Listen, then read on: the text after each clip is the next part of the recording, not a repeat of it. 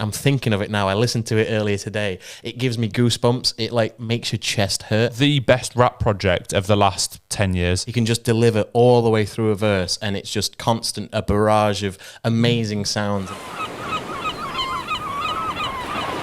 Hello, welcome back to the Man Overboard podcast. This week we're doing the most underrated rap albums of all time. It's a big one, this, isn't it? So with this list, we've curated it with some albums that are from larger artists that are a little bit more unknown that we think deserve more love. And there's also some in the lists that are very unknown to the mass majority of people. And you might get old heads that will know these albums, but they're definitely ones that we think people should be listening to. Yeah, maybe huge rap fans might know them, but there's some in there, as you say, that are just from big artists and deserve a lot more recognition. So, shall I jump into it? Go ahead. My first pick is actually a duo artist, and it is Run the Jewels. Oh, okay. Killer Mike and LP with Run the Jewels 2.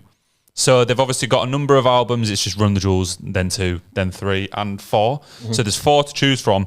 And personally, I think 2 is their best project. And I think overall, as an artist in Run the Jewels, they're very underappreciated in the rap scene. Hardcore rap fans know them, but a wider audience doesn't really. And I think that was emphasised for me. I went to see him at Leeds Fest a couple of years ago, and the crowd was tiny. And I thought, this is when I realised that they are actually really underrated, because to me, I've always loved them. But when you pull in like a couple thousand people when you're main staging, really doesn't look too good. And then they've struggled to sell out a lot of UK tours. And this album is so good. If you're a rap fan and you don't know about Run the Jewels, you definitely need to check them out. My favourite songs from this, Oh My Darling, Don't Cry. Every song, the thing is about this, it's an album. Yeah. You can listen to the whole album. LP is a killer producer, and that really shines on this song. My second pick is Close Your Eyes and Count to FUCK with Zach De La Rocha from Rage Against the Machine. Rage Against the Machine. Bro's got the merch and everything. Come on. Unbelievable track. Top tier feature from Zach De La Rocha. A legend in the scene. I mean, he's kind of rap rock, isn't he? But bringing him into a Run the Jewels track, what a combination. I think what was really good about that combination as well was that Run the Jewels are very politically led in the lyricism and the messages that they get across in their songs. And obviously Rage Against the Machine is very politically charged. So those two styles melded together so very nicely. And we almost potentially could have seen that at Leeds Fest, because Run the Jewels were actually on before what was going to be Rage Against the Machine. And they'd supported them on their tour in America. Yeah, so we might have seen something like that, but unfortunately they dropped out due to Zach, but less said the better. Yeah, and then my final track is Blockbuster Night Part 1. Another huge tune. All of these go off live as well. If you see Run the Jewels, there's energy in the crowd, there's energy on the stage, and they just, I don't know why they've never blown up. I don't get it, because they have songs in TV shows. They had a song in Ozark. They've got songs in movies. Killer Mike's a massive name. His latest solo project just won a Grammy. Yeah, and it's really like good. They get recognition and they have a core fan base, but they've never gone to the masses. And maybe it is because of that more political messaging, and they talk about like real life things and experiences. I do also think that their style of rap and the way that they deliver their songs is a lot more on the side of hip hop and rap in terms of the deeper side of it, because the lyricism makes you think more and you've got to actually listen to what's going on. And they don't really go for big bangers. The only big bangers that you can really think of that hit somewhat mainstream success would be like Ooh La La, which did fantastic for them. And that was in Ozark. Yeah, exactly. So there's a couple of tracks where they have absolutely smashed it out the park, but I don't think they're really going for, you know, mass success. I think they're just trying to hit what they want to do, which is great, because they're both great artists in themselves, linking up, making one of the best rap groups going, I think. Yeah, I hope they come back and do another, because obviously Mike's had massive success with his solo projects, but I would hope that they carry on with Run the Jewels as well. Yeah. I'd like to see some more stuff from LP as well. He's fantastic. Both rapper and producer is just... he's top tier. Because all of Run the Jewels beats are LP. Yeah, it's just them two. He's so all good. the way through. And then I think DJ Shadow's on a couple as well, isn't he? Yeah, he does feature like Don't Speak and stuff like that, or whatever it's called. Tim, what's your first underrated rap album? So I'm going to go in with my favourite rap album of the 2020s that has come out so far. Because we're not even halfway through yet. Wait, I know what this is going to be. Denzel Curry. It is Denzel Curry. Of course it is. I don't know if you've looked over here and No, seen I that actually or not. did. No. I don't have him in my list, Yeah. and I actually didn't put him in because I thought you're going to have it anyway, so there's no reason for me to talk about it. So this is Melt My Eyes, See Your Future. Yeah. Fucking phenomenal album. Really, really good. And it just didn't hit the mainstream as well as it should have. I think there's a lot of tracks on there that are really accessible. It's whether it can be classed as underrated, I don't know, but it's definitely underappreciated in the grand scheme of things. You had tracks such as Walking, which was absolutely amazing. The intro to that, when he did it at Leeds Fest, I lost my fucking mind. And then you've got X-Wing, which is just fully puts on show how good Denzel is of a rapper, shows his lyricism, shows his flow, shows everything involved. And then my favourite off the album is Troubles featuring T-Pain, which I think that song's amazing. And I think it's because I've got a newfound love for T-Pain since he started streaming and since he started making himself a bit more of a public figure. He's a funny guy. He's very talented. And he gets shit on all the time for bringing auto-tune in, and people think he can't sing when he's the greatest singer going. It's just that auto-tune was the style that he went with that everybody then copied off. I saw him getting rinsed by Kevin Hart the other day. For only donating 50 subs to Kais and that. And he said, donate another 50. And he did. Yeah, that was very good.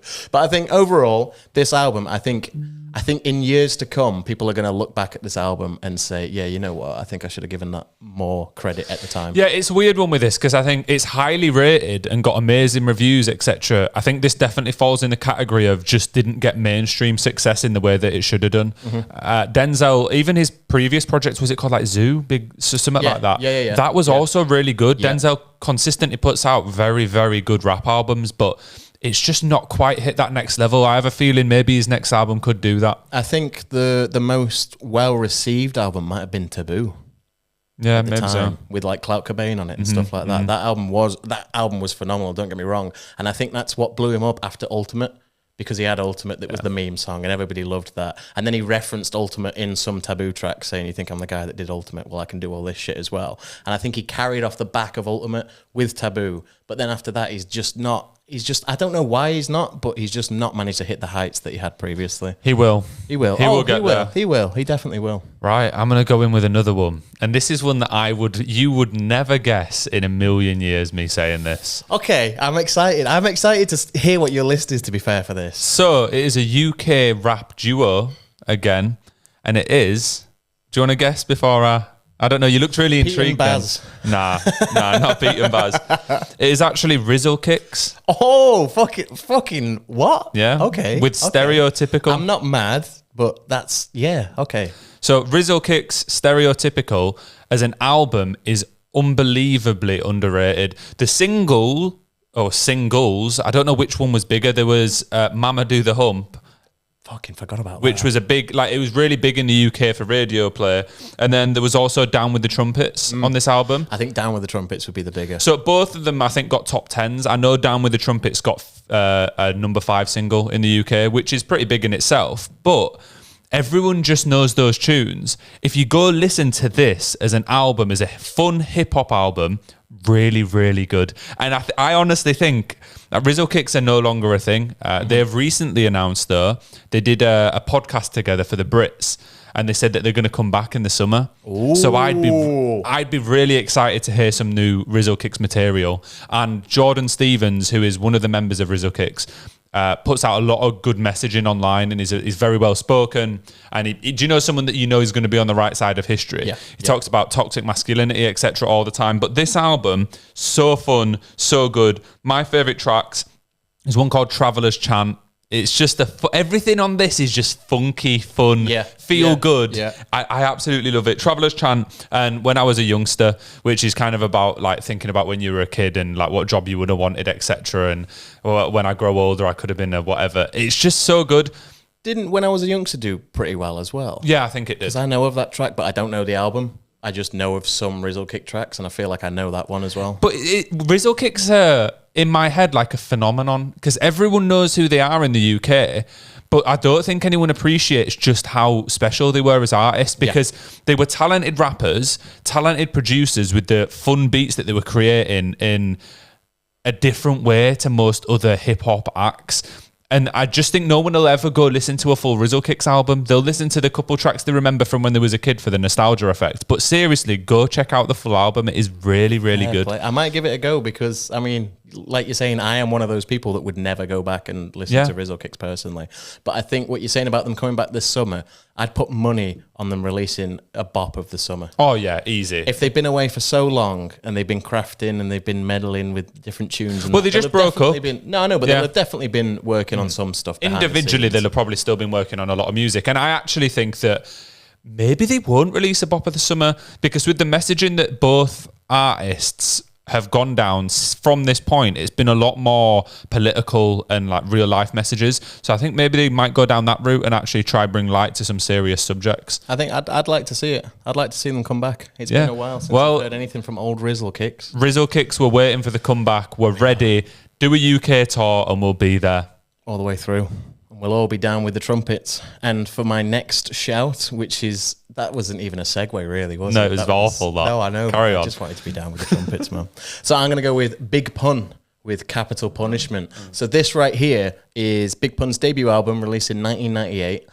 What do you think Big Pun is short for? What do you think like the pun could be? I don't know. I feel like I've heard this before though, but I don't know what it is. Because I thought it was Big Pun because he did a lot of jokes in his raps and he might have been a bit linguistic. So maybe he just loves commas. Yeah, that's it. But it's actually Big Punisher is what it is. Yeah. Damn. Didn't think it would be that. I would not want to Google that. So this is one that all the hardcore hip hop heads will definitely know. They'll have definitely listened to, but it's one that casual listeners, maybe they only know one song by Big Pun and that's about it. And I think that's criminally unfair because he is a great artist. He was a great artist, should I say. He passed away in 2000. Right. So this was his debut album in 98. And he passed away 2 years later. I feel like Big Pun gets lost under all the other American rappers of that time. Yes. Like people, he's kind of the, I know not quite, but of a similar ilk of Tupac, Biggie, etc. And everyone knows them, but Big Pun never quite got the commercial success. Yeah, and I feel like him and Fat Joe, they did a track together, which was absolutely fantastic. And Fat Joe then took off and became a massive artist. And I'd love to have seen if Big Pun had carried on being alive. That's not the right way to phrase it, but I would have loved to see what he would have become because I think he had a lot of potential in what he had. So his ability to pack just technicality and all sorts of, wordplay and flows into such a short amount of time.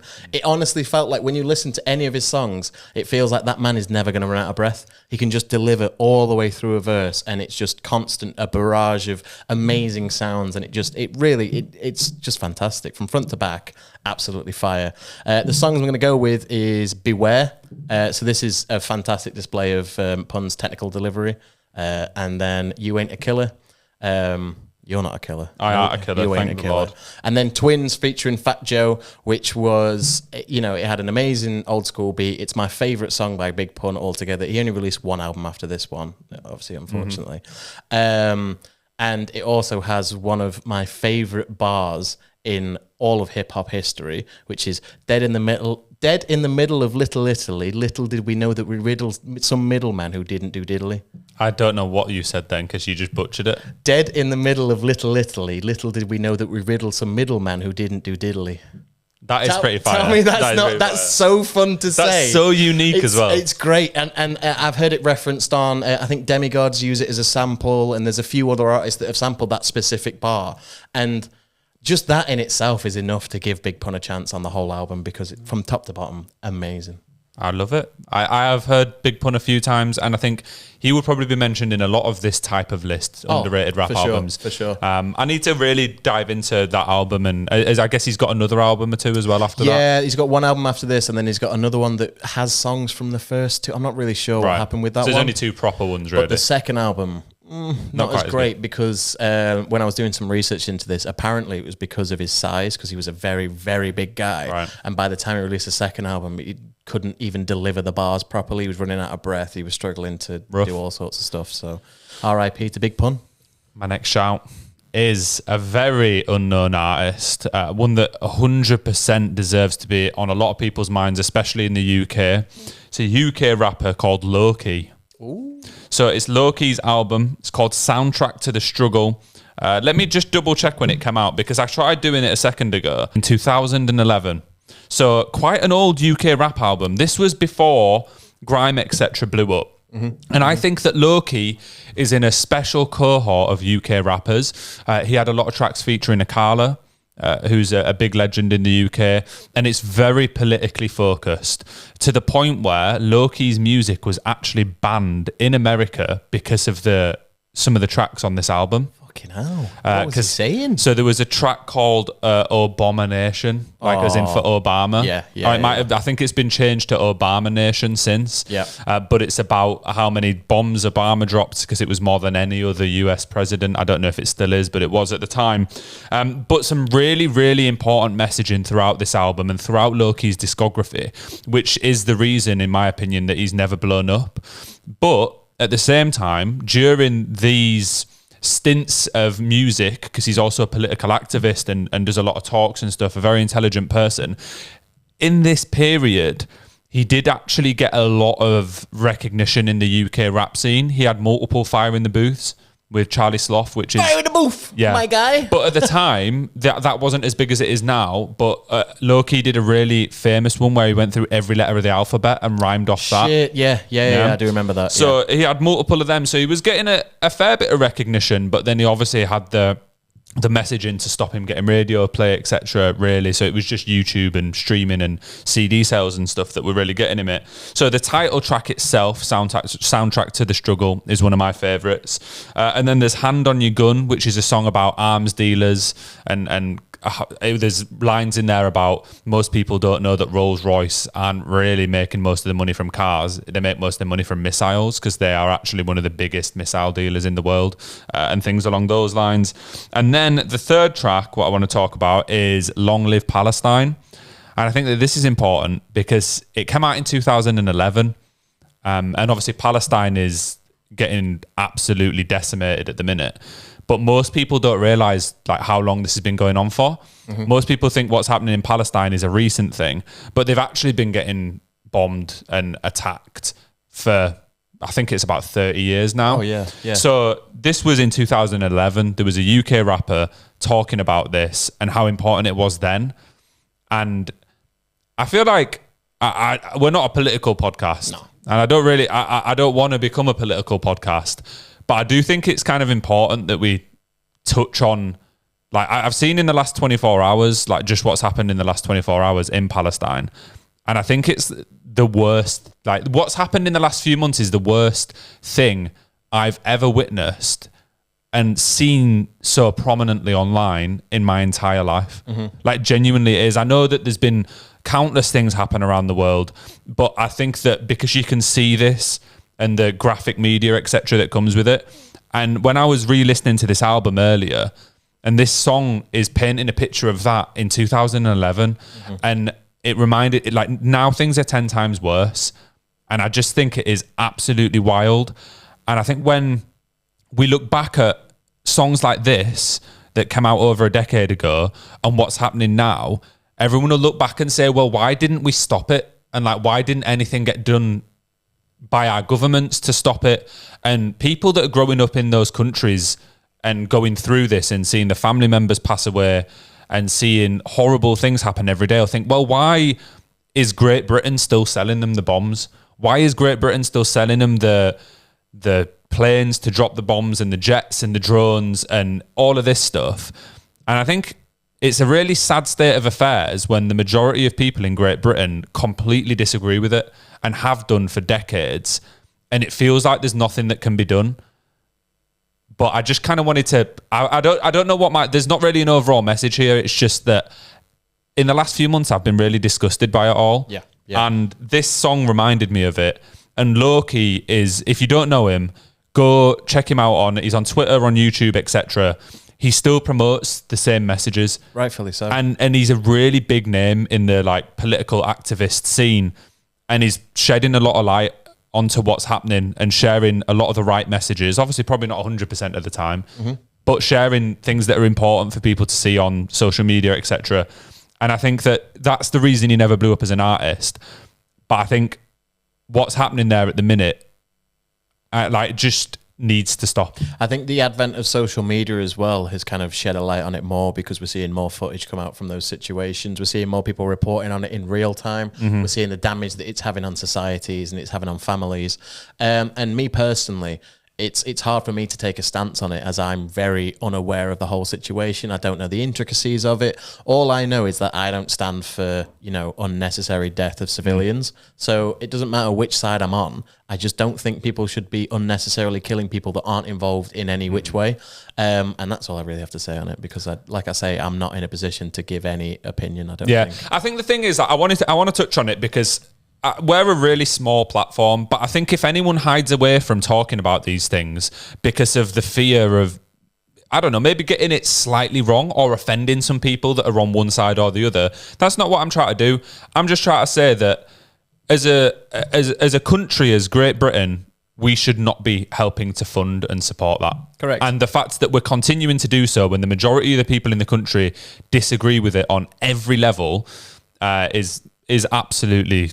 It's just not on. The other side of things is from the US's side, which is Biden just flip-flops whichever side he wants to be on. He put out some tweets saying, what's happening in Palestine is a travesty. It shouldn't be happening. We shouldn't be doing this sort of stuff. And then a couple of days later, put out a video where he was in support of Israel and saying what Israel are doing, I'm still going to stand by them. And the problem is that there's no coherent message across it. And you've got people that will listen to the government and take what they say as gospel. And if the government are spreading incorrect messages and, messages that go against the previous messages that they've said, people aren't able to make their own decision on the situation. Yeah. And it's awful. It's bad. The last thing I want to say on this, just for like anyone that's listening and wants to learn more about it, obviously go check out Lowkey online. He's really good. But just Google Rafah, Rafah. That's happened in the last 24 hours at the time of recording this. So effectively what has happened is a city in Palestine, which there's a lot of people, refugees from their homes that have already been blown up, are living in an encampment, just in tents, etc. And Israel bombed it and said that they didn't mean to, and put out a message to all the media outlets and said we didn't mean to do this. And then today have started doing it again. Yeah. So it's like, make your own mind up on that. I'm sure as a normal person you can. Hospitals, schools, all sorts of stuff like that. Mad. There's no in no world is it okay to be bombing those sorts of establishments, because in no world are they going to be harboring whoever they think that they're trying to get against. And at this point, what are you trying to achieve?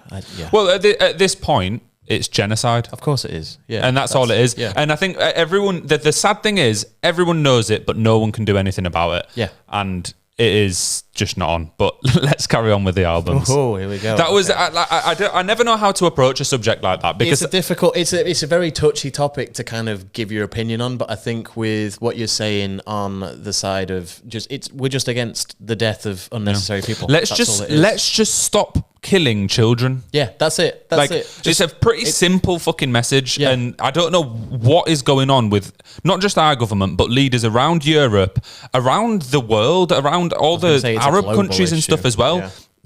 Get it sorted, man. Yeah. How is this still happening when you can see it? You can see videos of it just fix up. I remember seeing this kind of stuff on the news in the early 2000s when I was a kid, not really understanding it, but when it all flared up again recently, because it flared up again in the 2010s, then it flared up again recently. And it's amazing that this conflict just keeps re-happening. And like Israel didn't exist that long ago. They were only created in the 1900s. I can't remember exactly what period it was.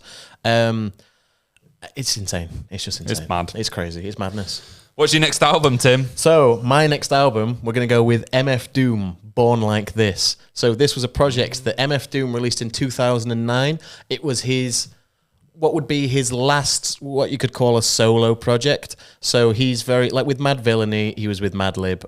He's done some stuff with Jay Dilla. He's got quite a few different artists that he collaborates with a lot. This was the last album where it was just Doom on, production and making the tracks and that sort of stuff. It's very rough around the edges. It's very unpolished. There's peaking on the vocals. There's sometimes the beat is really quiet and Doom's vocals are really loud, and that's what puts a lot of people off. So this album ends up being at the bottom of a lot of people's lists. In my opinion, that's what MF Doom is, and that's what he's always been. Like, he had his Victor Vaughn projects, he had his King Ghidorah projects. There was all sorts of albums that he released that are in this style that don't get given the credit that they're given because he got carried. No, he didn't get carried. He collaborated with other great artists that kind of lifted him up and made him sound better, polished up the beats, polished up the production, polished up the vocals, all that kind of stuff. Whereas this album is so rough and raw and it just feels not unfinished, but you know what I'm saying? Yeah, I get you. Yeah, it feels very, very It feels natural. like a work in progress. Yeah, but that almost. doesn't mean that the work in progress is bad. Exactly, yeah. So personally, I think this is one of his best albums. And a lot of people will disagree and lambast me for saying that because there's other great projects out there.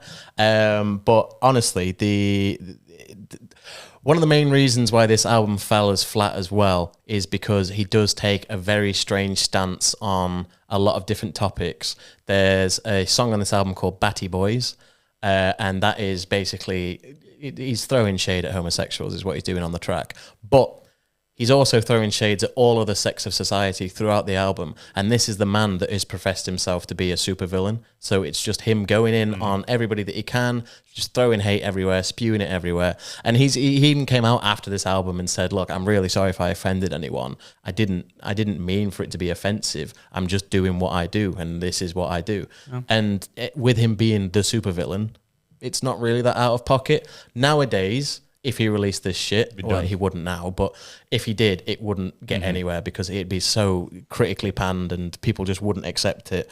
But I don't think he meant any major harm by it. And also back then, that was unfortunately the era of rap where people were, having a go at every kind of society. So on this album, we had a song called Gazillion Ear, which also features a remix by Tom York of Radiohead.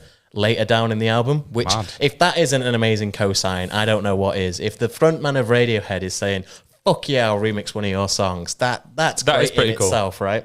And then there's Ball Skin, which is a fucking phenomenal track. The wordplay on that track just makes me laugh so much. The wordplay throughout this album, he's on his top form. This is the last solo project. You can tell he's put his all into the lyricism and the flows that he's got. It's fucking amazing. And then That is my favorite track off the album.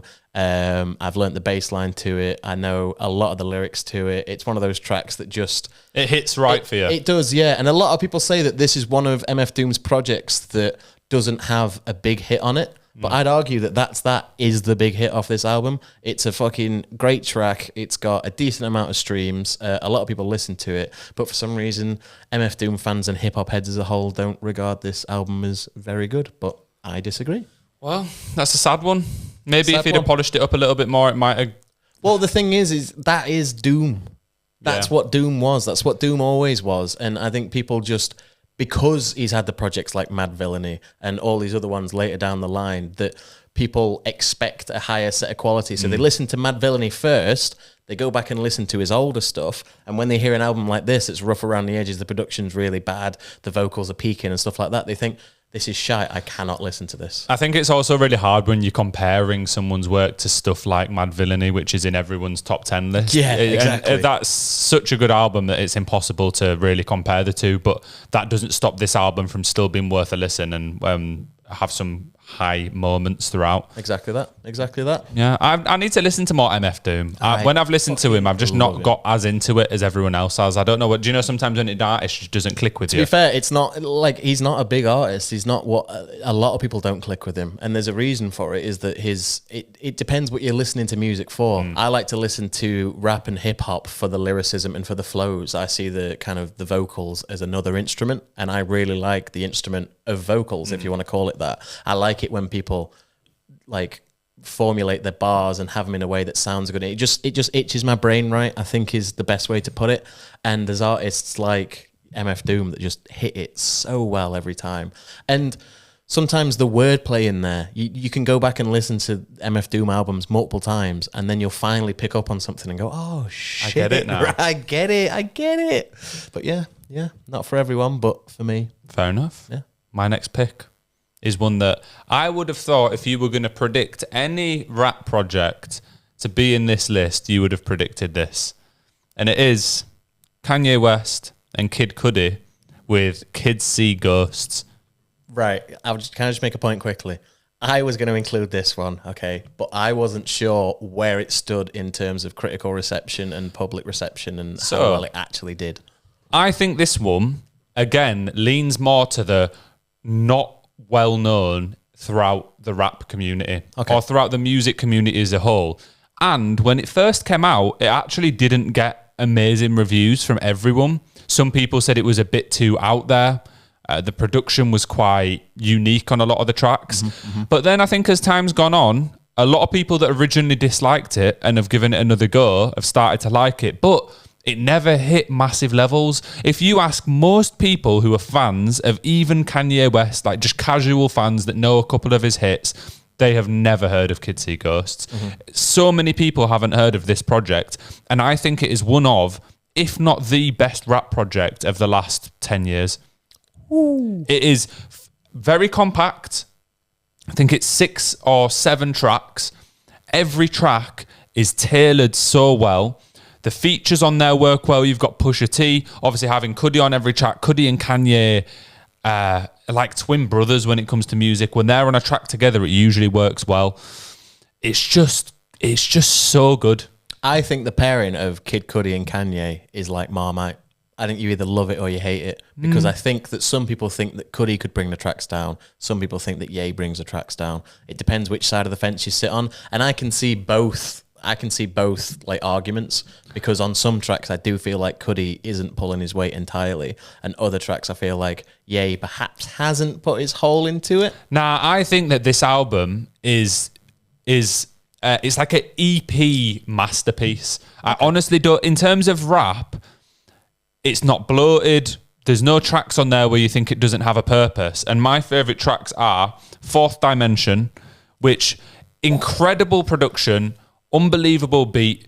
The sample that they use is fantastic. It's just such a good song. The drums on that track are fucking amazing. I love that track. And then we've got Cudi Montage, which is the last track on the album. Just straight bars, really. Another amazing song. Kanye's going in with the bars, and I think any rap fan would like that, genuinely. And then Reborn, which is a really long song. I think it's like 5 or 6 minutes.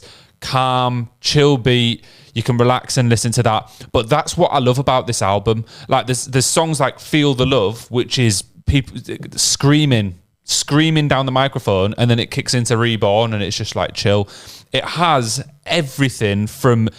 It feels like the different Kanye eras combined. Feel the Love is like Yeezus. Reborn is more, maybe, well, this era, I would say like the Ye album, and this and Jesus is King. And then you've got stuff like Cudi Montage, which is, I would say, more going back to Beautiful Dark Twisted, where it's just straight bars. Such a good project. People rate it highly now. They didn't when it came out originally. Even like Fantano, for example, he gave it a 10, and he never gives Kanye projects a high rating. Yeah, no, he doesn't. For a rap project, I honestly do not think it gets much better than Kids See Ghosts. So here's an interesting question for you then. Flipping it from the side of you seeing it as a great album, why do you think people saw it as a bad album? I think it's because of that unique production style. Right. I think it does take a couple listens. It is even, I remember when I first listened to it, I was a bit like, oh, that's a bit much that sometimes. I always liked Reborn and a couple of the other tracks, but now I can bump the full thing. And I also think that this album and some of the production on it came at the advent of a new style of rap that really started to take over.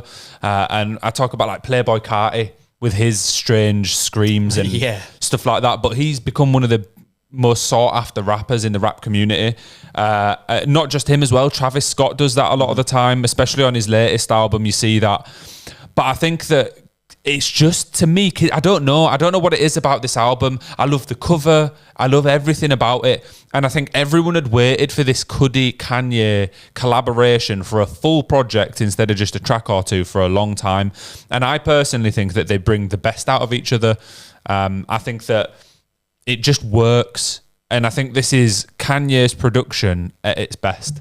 I do think that Cudi does help to bring the best out of people, because there was a track not too long ago with Cudi and M, which was, what was it Man on the Moon? Yep. For something like that. I did Slim. Yeah, something like that. And that was, in terms of Eminem features, he'd be kind of going through a dry spell of features. Is it Moon Man and Slim? Something like that. Yeah, that's it. The Adventures of Moon Man and Slim. Yeah, that was it. We got there in the end. And he had a couple of years of features where he was kind of featuring on people that he'd signed to Shady Records, and there was a couple of just not great tracks that he'd released. He dropped this one with Cudi out of nowhere. Can I just add? I don't know where it came from, and it just popped. And Cudi definitely helped to bring the best out of him at that time. And I think on this album, you're right in saying that Cudi helped to bring the best out of Ye. But that's not saying that Cudi is the best artist in the world either. I think it's when he collaborates, he tends to hit it really well. It's almost like he learns the other person that he's collaborating with prior to collaborating. Yeah. I love it. Cudi's a strange character, though. He is very... Like, I rate him. He just is unapologetically him, but he does... Have you ever seen that video where he's on Facebook Live with Selena Gomez? No. So there's a video of Kid Cudi, I think it's with Selena Gomez, and they're on a live stream on Facebook. It's just them two, like the phone's on the desk or whatever. And they're just in someone's room. It's not like a professional studio or anything. And they're like chatting away. Selena Gomez is talking to the camera, and Cudi's on his phone, and he just like looks up really high by the looks of things, and he just goes, "Did you hear about them 3 kids that died in so and so?" And she's like, "What the fuck?" And he's just like, "Yeah, it's sad." That's it. But it's just the way he did it. She looked so confused. That gives fucking Paul Breach energy. Yeah. Oh, plane's gone down in Tunisia. No, don't compare. We cannot get to the point on a music podcast where you're comparing Kid Cudi and Paul Breach. Yeah, okay, fair. What's your next pick, Tim? So I'm going to go with Aesop Rock, Impossible Kid. This was released in 2016. So it's not that long ago. Do you know, I reckon before we did this, I could have predicted every artist that you were going to pick. I think you could have, yeah, probably. But this album, I wanted to include it on my top 10, but it just fell out to Labor Days because of the impact Labor Days had for Aesop Rock and for other artists as a whole. But this album, I would say, is potentially the peak of Aesop Rock. So he'd been working all this time, and this album was like, the masterpiece that he decided to release. He hasn't ended his career by any means, but he started out in the early 2000s, and it got to this point, and this album is just from top to bottom unbelievable. It's not massively... It's underrated by the masses. It's one of those, again, where it had a lot of success, but I don't think enough people even know who Aesop Rock is, never mind this album. And that really annoys me anyway. But less said about that. There's insane lyricism on it. The really, really fun beats. Really fun beats. Very strange beats and flows, though, because it is Aesop. Mm-hmm. And I think, again, with what I was saying about MF Doom, this is one of the reasons he's one of those artists that perhaps misses out on the general public because of how, I want to say, inaccessible he is. He's not, I wouldn't say he's inaccessible personally, but a lot of people wouldn't have the time of day to they'll get halfway through a track and go, well, he's just talking, he's just saying he's just things. yapping like, away. Yeah. And I get that. I do get that. But I think it's fucking amazing artists like that. So songs I'm going to go with are Rings, Mystery Fish, and Kirby. Now, Kirby is potentially my favourite Aesop Rock track of all time. Is it about the Nintendo character? No, it's not. Oh. It's even better. It's a whole track about him getting a kitten. The whole track is him telling a story. So Aesop Rock is a phenomenal storyteller. And this whole track is him getting a kitten. And the reason he got the kitten was because his therapist basically said to him, you know, if these pills aren't working, one of the lines is, I don't know, maybe get a kitten. And the whole track is just him saying about him fighting with drawstrings and getting caught in cardboard boxes. And he went to see a lady in a parking lot who... had a box full of kittens, and he bought a kitten off her, took him home, and he's chasing around. He thinks he's puking up meow mix, and it's just about his fucking kitten. And it's such a good track because he paints such a vivid picture of everything. He makes him sound like a fucking warrior. He makes his cat sound like a little like fighter. Yeah. And he's like in his castle and all this stuff. And there's one of the bars in it which is really good was it's an MD recommended sense of purpose, which I just think is great because I think as cat owners ourselves, we can admit that having a cat, it really does de-stress you. It really does give you a sense of purpose in life, I think. I feel like if you didn't have a cat, you wouldn't love this song anywhere near as much. Though. I think I would. I genuinely think I would. Do you think if this was about getting a puppy, you'd like it as much? Yeah, no, it's because you got that connection, yeah, innit? maybe. Yeah, I get that. That makes sense. It is. It honestly, like, it's such a fun track, and it's also one of his top tracks of all time on Spotify. It's one of his most streamed tracks, and for a reason, because it's so fun. And so, if you've not listened to it, please listen to it. Do you know genuinely listen to it because it's great. Do you know what that reminds me of? My first pick here was Run the Jewels 2. And there is a remix by Run the Jewels of that album called Meow the Jewels. Meow the Jewels. Where all the beats. All the beats are just meowing. Yeah. It's just all meowing.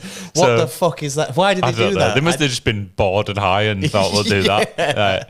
Yeah, because there was a video, it starts with Snoop Dogg talking about cats and he goes meow. And then they use that for the first beat. It's just Snoop Dogg's meow. All the way through the album though. Yeah.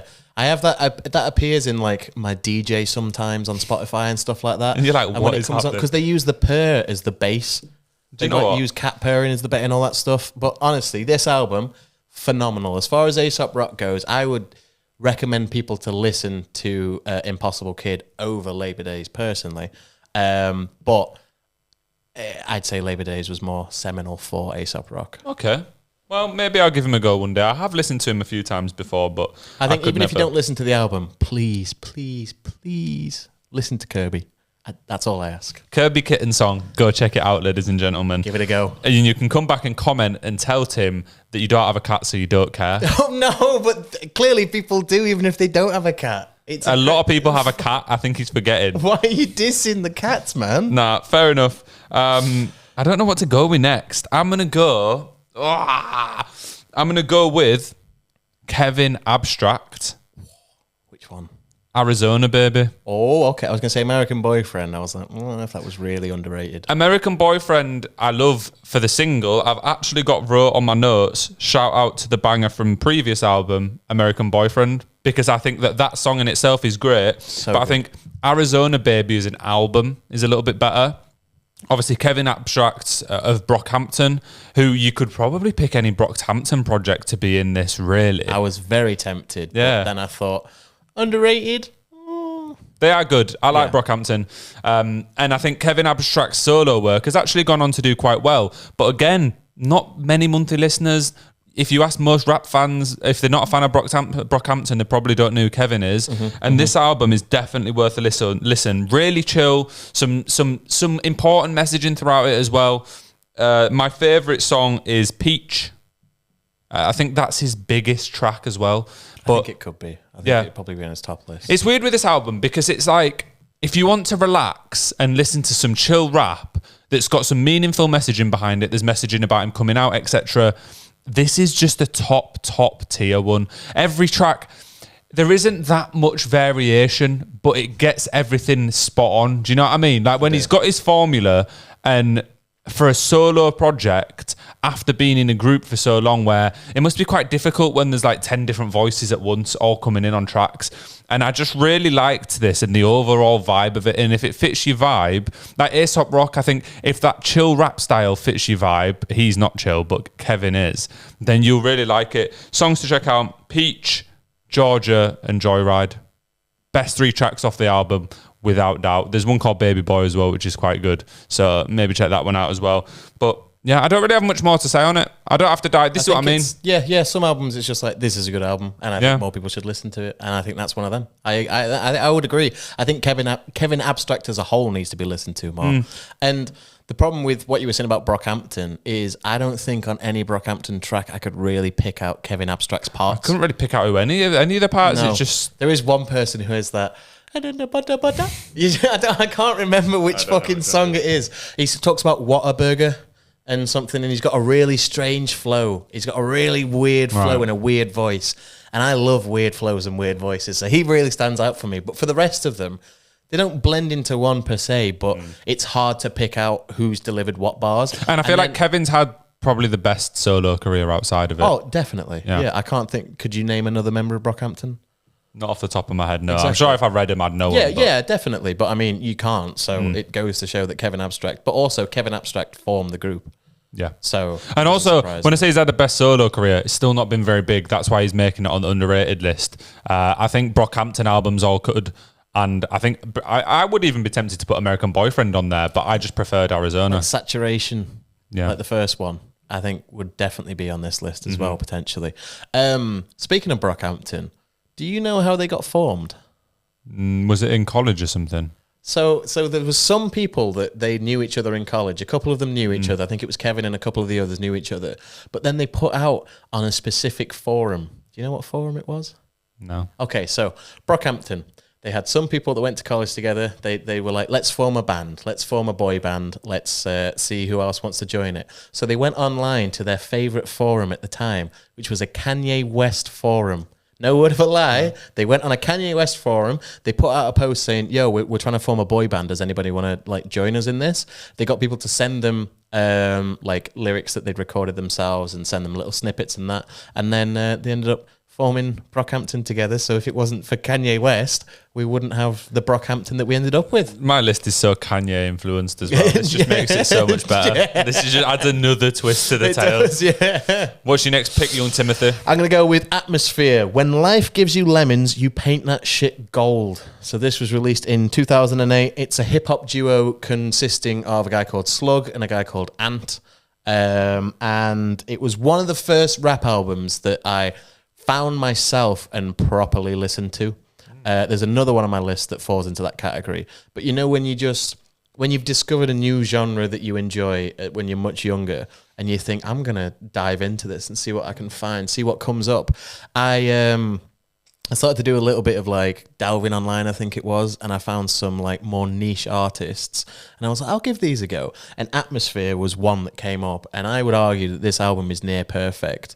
So in the past, like Slug is an amazing storyteller, and in the past they've had albums that perhaps weren't as commercially viable, they weren't as accessible. Right. This album felt like they purposely went out of their way to have tracks that could be listenable by anybody, and you don't have to put that much thought into following the storylines of each song. It's written out very plain for you, but at the same time it's technical enough that it still intrigues you. Yeah. So there's a song called Guarantees, which changed my outlook entirely on what a hip-hop song could be. It's such a pulled back song. There's just basically an acoustic guitar in the background, which I believe Ant's playing, and then Slug is just rapping over the top. He's telling a nice story. It's proper calm. There's nothing going on in that track really, but it hits so large. Like, it's such a big track, and it really made me think like hip hop doesn't have to be just boom bap and, you know, really loud. Yeah, it can just be a good story. Aggressive. It can just be like a nice, like easy to listen to tune. There's In Her Music Box, which is a hidden gem. And is overshadowed by what is the best song on the album, which I also agree is the best song. But I think this holds its merit in its own and should definitely not be looked over. And it kind of has a cool beat because it's kind of like it uses the song title and the theme of the song and has a bit of a music box twang. Like, you know, they're like ding, ding, ding, ding, ding, that kind of stuff in the background. And the best one is Yesterday.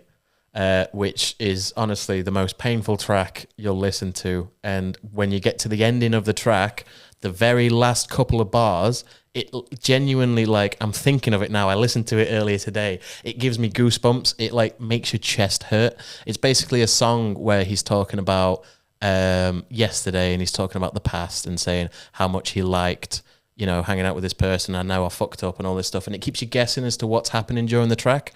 And then at the very end of the track, it's a complete polar switch as to what you expect the track is actually about. And I'm not going to ruin it on this. I want people to listen to it and experience it, because the first time you listen to it, that last little section honestly hits you so fucking hard. It is. It's a big track. Have you heard it before? Yeah, you sent me it in 2018. True. It's been on my playlist ever since. It's fucking okay. So you do know the twist then, yeah. I do know. And recently that's like hit so much harder for me because of certain events that have happened. And this album as a whole is fucking phenomenal. I actually do have a few Atmosphere tracks on my playlist because you sent me them years ago. It must have been like 5 or 6 years ago now. And he's a fantastic rapper, as you said. That storytelling ability, whilst keeping it quite entertaining and accessible. I think that's what differentiates him between someone like MF Doom or maybe Aesop Rock, but I also think maybe that's why he's not got quite the level of like hardcore fans. Yeah, because he's more accessible, which then puts the hardcore hip hop heads off, but then he's like not catch-22. He's not accessible enough for the general public. So yeah, he's stuck in that little ground. Well, I mean, it's not he, it's they. It's a group, isn't it? But yeah. I've got a question for you, Tim. Go on. UK or US? Oh, what was your last one? My last one was Kevin Kids See Ghosts. Oh, Kevin Abstract. Kids See, we'll go in UK then. That's too UK. American. So this is a very personal pick and one that actually wasn't received very well. And I don't even know if I think it's like a top hip hop album of all time, but I think it's a really fun album and I absolutely loved this as a kid. It's Example, Playing in the Shadows. Example. So this was the album that included his biggest tune, or at least second biggest, Change the Way You Kiss Me.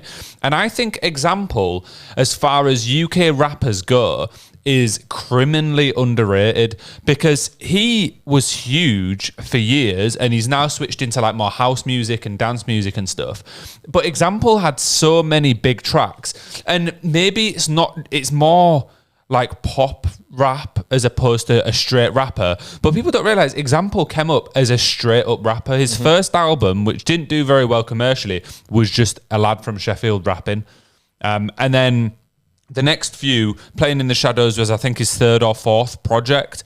But for me, this was in a very special and formative time in music in my life. And I really liked rap in this moment. I mean, I still do. But Example combined rap and electronic music very well in this album. He did. So Change the Way You Kiss Me is like a club track as well as rap. And then there's Midnight Run, which is rap throughout, but it's got like a dubstep twist to it. It's got like some really like electronic drops and stuff, which I absolutely rate. What year was this album? 2011, I think. 2010, 11. So around the time that EDM and dubstep and that was So really this album made me then go listen to dubstep and drum and bass and like all that kind of thing and get into that for a little period. But I think Example as a whole doesn't get as much recognition as he should, because he also helped to bring through, I don't know, I think Ed Sheeran supported Example on one of his first ever tours, and there's the really famous video of them two on tour doing the Nando's rap. Yes, I was about to mention that. Yeah, that was a seminal thing in just UK history. It didn't matter if you listened to that genre of music, everybody saw or heard that video, and it was, that was great. And that also brought Nando's into mainstream culture in a weird way, because from that point Nando's started handing out black cards to musicians, and nobody knew that a black card existed until that song where they mentioned the black card, and everyone was like, oh, you can get a black card from Nando's, what? Yeah. And then it started to really pick up cultural significance. But I also think for me, when I was a young lad growing up in England, and I found... When I were a lad. But I found this Example album, and when I did a bit of research on who he was was from Sheffield, local, and he started off rapping and then kind of got these other influences and got number one hits, and Example was the first ever artist that I went to see off my own back. When I was like 12, well, I didn't pay for it, but when I was like 12, I said to my dad, Example's playing at Millennium Square, a venue in Leeds. And it was him and Wretch 32, which is a pretty fire lineup. Yeah. But I was like, I've got to go. And I made my cousin come up from Birmingham to take me to this gig because my dad refused because he just listens to horrible music. He doesn't. He listens to great music. We got to that. But from that point, I've seen Example at different phases throughout my life, and I've just always loved it. And every album he even does to this day, if you're into electronic music, house music, etc., he's making bangers now, but he just gave up on the commercial side of things. He doesn't care about radio play or out anymore. But even before this, one of the best UK pop tracks of all time is Kickstarts. Mm-hmm. And that was on a previous album. I think personally, as a younger me, I didn't even class Example as a rapper. I genuinely thought Example was like a DJ producer, kind of like an Avicii style kind of artist. Yeah. And I just figured that he had features on there in the same way like you'd have Becky Hill on a fucking Chasing Status track. They never sing on the track, but they have features on them. And I genuinely thought that's what Example was. And like, obviously as I got a little bit older, I realized that he was a rapper. But I think the big hits that he had really overshadow the rest of the music that he releases, because I know we say that a lot, that, you know, songs overshadow the artist, but in this situation, they left him entirely. They went into the EDM. They went into a whole different world. People did remixes that got bigger than the tracks. Well, he has a track with Calvin Harris, doesn't he? That was massive. Yeah, and they like the radio versions of all of Example songs tend to drop the verses that he delivers on them. So you never hear that anyway. And if you're only listening to the radio, you'll never hear him rapping. And then there's another song on the album, the last one I want to touch on, which shows the more rapper side. It's a very emotional song called Anything, and it's kind of about a relationship that he must have been in around the time and how he'd do anything for this girl, and how the relationship fell apart. But I just think that that's a track that shows Example in a different light, and there's a few of those on this album, and that's what I like about it. There's some big pop bangers, some more EDM ones, and some more emotional rap songs, and I really do think that this is underrated. And I think a lot of Example's early work is actually people know the tracks, but people don't. People will never have listened to the full albums, and you should give them a go, not just the big hitters. Yeah. Good shout. That's a very good shout. Yes. I didn't even think Example didn't even hit my radar. So I'm going to move on, and I'm going to go with a very large artist, my favorite artist of all time, Eminem. I'm going to go with Relapse. Now, this was an album that kind of skirted beneath everybody's radar a little bit.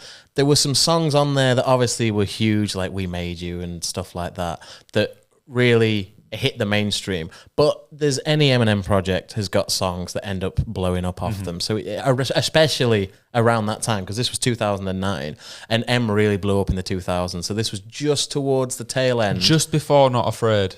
Yeah, Recovery came out. Yeah. Recovery was 2011, I think it was. And then after that, you could argue he started to fall off a little bit. But those, up until that point, he was top of the charts. He was fucking everywhere. I mean, everybody knew him. Yeah, of course he is, yeah. That's the thing. When you're talking about Eminem, you say he's fallen off. It's in comparison to himself. Yeah. And like he says in his songs, the only person I'm comparing myself to is me. There's nobody that's done my numbers. Anyway, I could talk about him all day, so let's not. The quality on this is fantastic. There's songs on every track. There is actually an overarching theme throughout the whole album. There's songs on every track. There's an amazing beats on every track. There's even that was weird. There's an amazing beats on every track. There's one beat throughout the whole album. It's great. It's really good. The track list, top to bottom, there's an overarching story throughout the whole album, which isn't that obvious, and I don't know how purposeful it is, but it's kind of cool.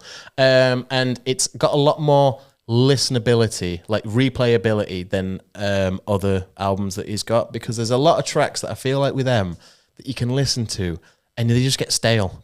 And like, don't get me wrong, I love them, but like you're saying, Not Afraid and Love the Way You Lie and all these big bangers that came out, they were all very... It was just radio. If I listen to them too many times, I'm like, turn that shit off. But I also think it's because they hit the mainstream. Yeah, it's because they got so big, so you just hear them everywhere all the time. But then there's songs like Stan that I wouldn't ask to turn off. I think there is just certain... Yeah, but that was really before our time. Like, we weren't listening to that on the radio. Other people were. Yeah. Whereas Not Afraid, we were listening to on the radio. That was everywhere. That was fucking everywhere. The wordplay is great. It's very rappable, this album. Like, when you're listening to it, it urges you to follow along with it. The flows are very fun. And the one thing that put a lot of people off was the accent, because he put on the weird accent throughout the whole album. But that was him kind of challenging himself to be able to bend words so that they rhyme with other words by putting a different inflection on them. And I think he was just having fun with this and going absolutely crazy. And there's a lot of food related bars on this album, because at the time, this was, I don't know if you've seen pictures of chubby Eminem, but there was a time where he gained a lot of weight. And it was when he was going through recovery and that, and he was changing what his addictions were. And for a short while, his addiction became food. So throughout this album, there's a lot of prominence on, different restaurants and different types of food, being locked in Mariah's basement, wine cellar, and all this stuff. And yeah, so the tracks I'm going to go with are Crack a Bottle, which is featuring Dre and 50 Cent, amazing track. Stay Wide Awake, which is a lesser known track off there, but still fucking fantastic. It's got a very bumpy beat to it. It's very it's a cool beat. And then my favorite, now this is the reason I kind of wanted to say Relapse Refill, which is the deluxe version, because there's one track on there called Elevator, which is him talking about his success and now how he has an elevator in his house rather than stairs. I don't take stairs anymore, I take the elevator. And it's basically just a big, I'm great, look at me, this is what I've got. I have to walk. Kind of a bit of a piss take. I have to walk 10 miles to get to the fridge and stuff like this. And it's very about face, but the theme of it's very cool. In like the beat on it's cool.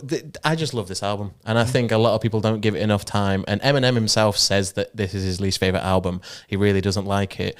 And there's theories that the Death of Slim Shady, the album that's coming out, might be touching on this, because at the end of Music to Be Murdered By, he had a song called Discombobulated, which went back to the accents, and it had Dre producing it, and it was kind of touching on that, and that was received really well. So people theorized that this new album by Slim could potentially be him perfecting that album and actually releasing an album that he's happy with, and basically saying, because he's such a perfectionist, going, you know what, I'm going to do it again, but I'm going to do it perfect this time. I'm actually going to release something that's good.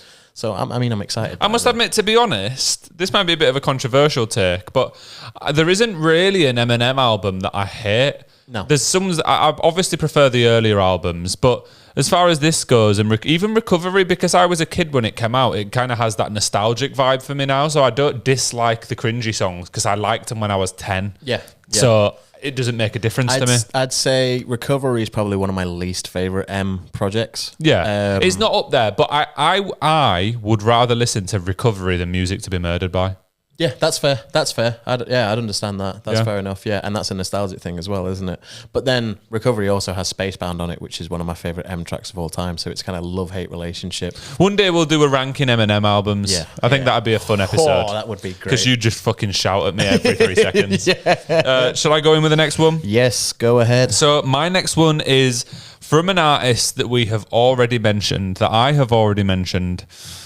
So it is Kid Cudi, The Man on the Moon 3. Ooh. So most people would put Man on the Moon 1, and that is seen as a massively influential album, and already everyone says it's underrated. But I wanted to pick a different one, because I think that Man on the Moon 1 has now had that much press in that light that everyone has actually gone and listened to it and checked it out. Whereas Man on the Moon 3 came out a couple of years ago now, and I don't think it got quite the attention it deserved at the time. And when you look at Cudi's top tracks, at least on Apple and Spotify and stuff, there isn't many tracks from this. And I think as a top to bottom album, it is really, really good. And I think that from this point, his newest albums called like Intergalactic, really bad. Really did not enjoy it at all. I haven't even heard of it. And he's a weird one, is Cudi, because with his solo projects, it's like waves. He'll do an amazing album and then it'll just be horror. And then he'll do an amazing album and then it'll go back to horror for 1 or 2. And this was the last amazing one. Man on the Moon 3. My favourite tracks are Tequila Shots, which is just an absolute banger to kick off the album. And then Loving Me, which is featuring Phoebe Bridgers, which is a mad feature for Kid Cudi. What year is this? 2020, I think. Right, okay. So, so when she was a known artist.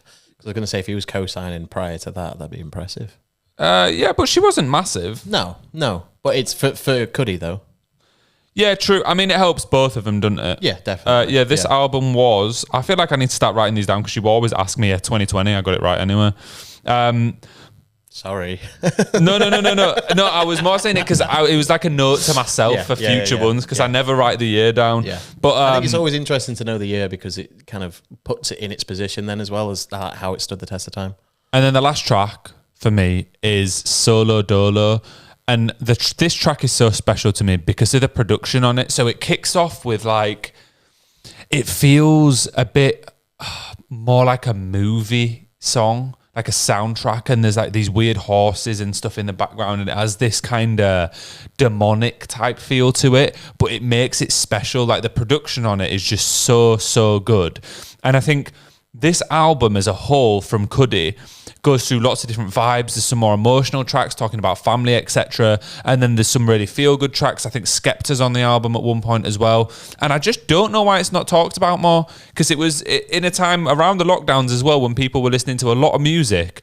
And I feel like people just didn't quite pick up on this one. And to be honest, I feel like that's been a theme throughout Cudi's solo albums, his whole career. A lot of Cudi's biggest tracks are his features.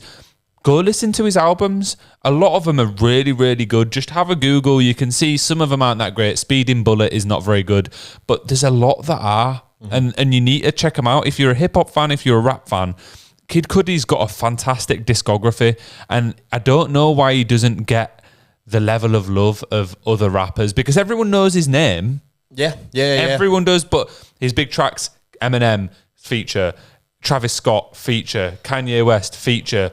Listen to Kid Cudi, he's amazing. I think the problem with artists like that is if you're gonna release a good album, then a flop, and then a good, and then a flop, you're gonna put a lot of people off. If they listen to your first album, they think this guy's great. Second album, shit. Doesn't matter if the third album's great. They've already fallen out of love with him. True. And I think that's the main issue with Cudi. And don't get me wrong, I think he's a fantastic artist.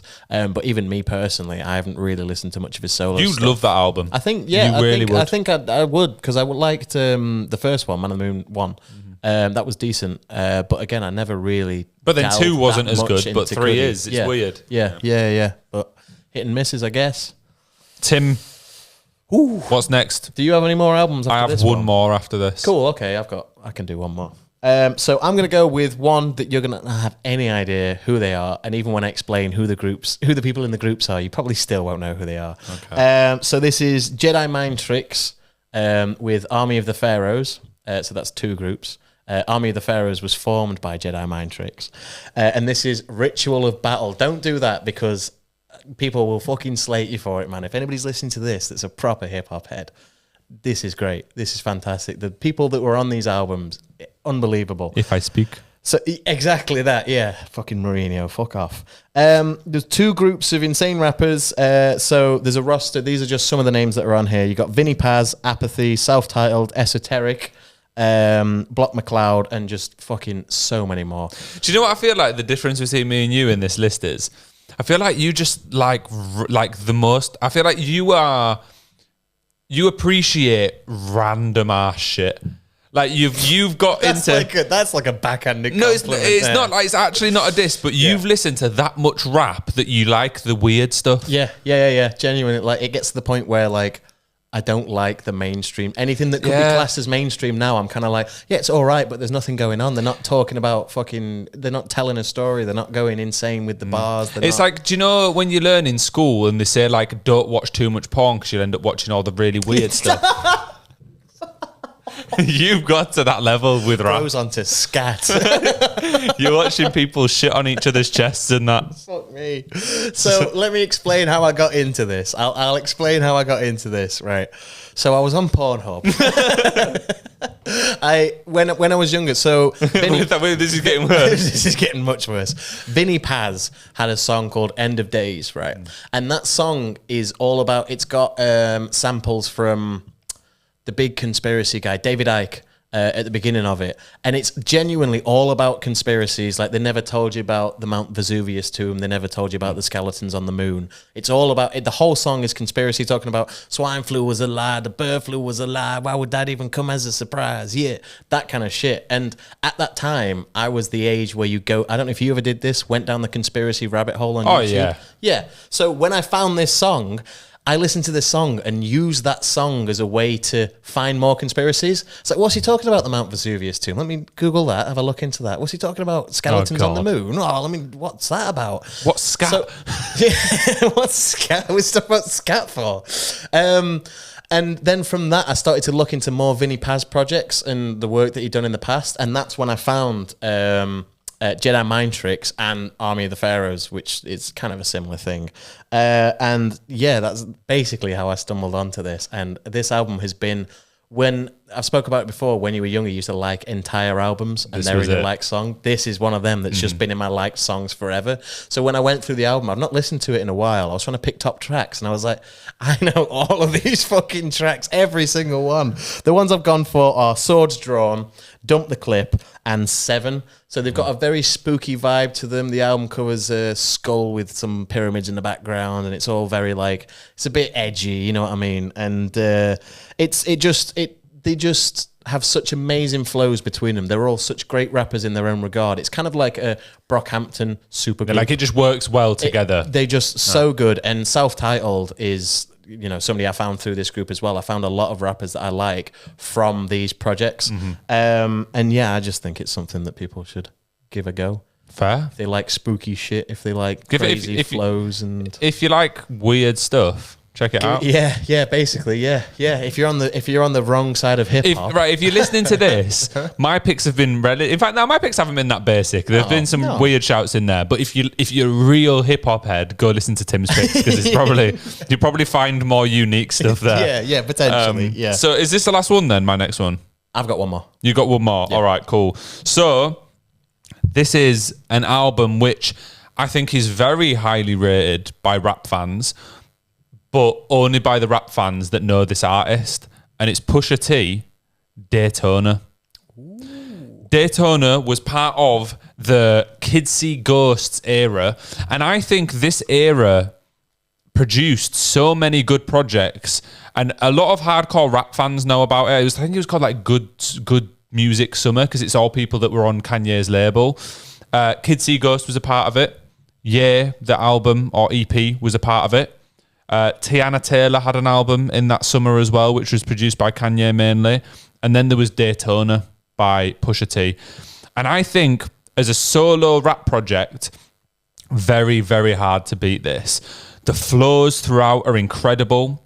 There's a lot of production from Kanye as well as some production by Pharrell, two juggernauts who just absolutely smash it out the park. And I feel like with Pusha T, he is...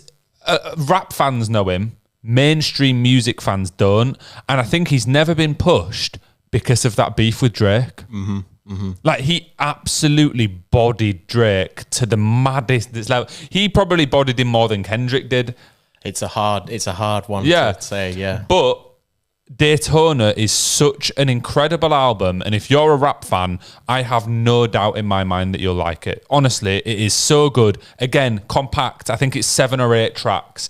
Really well put together. There isn't a miss on the whole thing. Honestly, it's a 9 or 10 out of 10 for me. My favourite tracks, if you know, you know, Santeria and What Would Meek Do. And when I re-listened to this album earlier, a lot of Pusha T's lyrics are about selling narcotics, and I think to myself, does he actually do this still? Like, is he still like, shifting shit? I imagine based on how many of his tracks are about this, he must have done at some point. But I'm like, is he still slinging coke to this day? Because it certainly seems like that with the lyrics throughout this album. But it is just, in terms of rap delivery and production, it's so good. And that's all I have to say. Fairs. I don't think more can be said. Good music summer, that run, Kids See Ghosts, Yeah, Daytona, and the Tiana Taylor album. It is so hard to top that because all of them were so good. I could have included Yeah. If I was going to include a solo Kanye project, it'd either be Yeah or The Life of Pablo. But I feel like Yeah, Life of Pablo's had enough time now where people have kind of gone, oh no, it was really good actually. Yeah, again, really compact, short project, banger after banger. That summer of rap albums from the Kanye cohort, undefeated. Fairs. I can't really say much on it because it was a great time. Great albums. Bring it back. Yeah. Bring it back as a whole. Because Kanye was supposed to be back all right, but he fucking, I don't know if he is. I don't know. He's been scrammed by the vultures. So we're going to go with my last one here. So this was released, I'm going to say when it was released first, January 1st, 2000. So it was potentially the first album of the millennium, which is absolutely insane. So this was Deltron 3030. So this was a collaborative project. It's technically self-titled, so it's Deltron 3030 by Deltron 3030. It consists of Del the Funky's Homo Sapien. If you've ever heard of him, you might have heard of him. Maybe. Del the Funky Homo Sapien? Yeah. Oh. Have you never heard of him? What the fuck? There's no way that I'm weird for not having heard of him. Yeah, I think you are. I think you could be. I don't know. Anyway, and then there was Dan the Automator was the producer and Kid Koala was the DJ. That was what made Deltron 3030. So you don't have to know the other ones, but I was surprised that Del the Funky Hobo, Del the Funky Homeless Man. Was there a feature from Count Binface in this? Count Binface, fuck off. I think this should be up there with the best concept albums of all time. So you know how Mad Villainy gets all the props that it gets? Nobody ever talks about Deltron 3030, and I'd argue that's in the same realm as Mad Villainy, and I think it deserves way more props than it actually gets. It's just a classic, in my opinion. But again, not many people know it. It was a great collaboration between those three. The tracks I'm going to go with are 3030, Memory Loss, and Mastermind. Nice and simple. Don't need to say more than that. I just think it's something that everybody should listen to at least once. Fair. Lots of albums. That's it. Lots and lots of albums. If you like rap, go listen to them. I think we've smashed the life out of this, to be honest. I think we have, yeah. I think it's been very good. One or two artists that I was very close to putting in. I won't touch on them much. I wanted to squeeze a JPEG Mafia album in there. Oh, yeah. But I just couldn't quite. I wanted to get a Danny Brown in there. Yeah. Didn't end up. Really unique rap style, Danny Brown, though. His voice does kind of irritate me a little bit. Are you telling me JPEG Mafia isn't unique? Yeah, true. I don't know, though. Danny Brown, I like him, but I wouldn't. Yeah. I think you'd like the tracks where he's not doing the voice. Yeah. I do like him. He's really good. Yeah. Great I streamer. thought about putting Slow Tie in there. He's in a lot of controversy at the minute, but his last album was actually a masterpiece. True. I don't It was really, really good. Like the different vibes on that throughout are incredible. I think that's about it. I Denzel, I nearly put down, but I knew you'd have him, so I just chose not to. He had to be in there. He had to be in there. He could not be. I think as an artist, he's underrated, but at the same time, a lot of people know him. They just don't listen to his back catalogue enough. So, but two things for the listeners to check out. We did previously do a top 10 rap albums of all time, where we give our definitive 10 best rap albums. So if you've got to this point, you can turn this off now, because we're just going to tell you to like and subscribe. Yeah. Go listen to that. And if you want some more, if you're a big music fan, we also have done underrated pop punk albums. We've done underrated pop punk albums. We've done top 10 debut as well. And there was a few rap albums that featured in that. So yeah. And do like and subscribe if you're listening on streaming. Just go follow us on everything. TikTok, Instagram. Not much point with Twitter. We tweet like once a year. Apple Music, we're on there. Yeah, rate us 5 stars as well. Yeah, you can leave a review on Apple. If you're on your phone for Spotify, if you've got 5 stars. If you've got this far through it, you can leave a review. If for some reason you're only listening to this portion, you can't, because you have to listen to more than like 2 minutes. Yeah, it'd be a bit weird if you did skip right to the end of an episode, though. Well, you never know. Anyway, we got to go. Tim's got to go watch some scat. Peace. See ya. The fuck's with the scat, bro? What the fuck? I don't even know what scat is, really. Is it like shit play? Yeah. I don't even know what scat is.